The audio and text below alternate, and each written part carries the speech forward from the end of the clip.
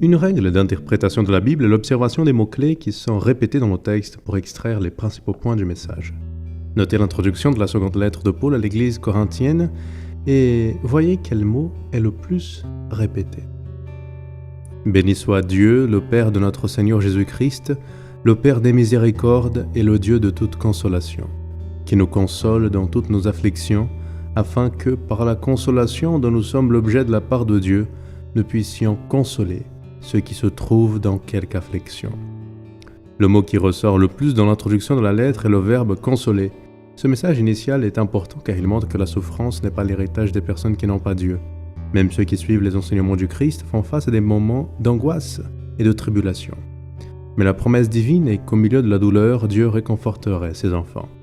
Ils ne seraient jamais seuls. Voilà donc la grande différence entre avoir Dieu et ne pas avoir Dieu. Celui qui n'a pas Dieu souffre seul. Il n'y a aucun endroit vers où courir quand tout s'enfandre.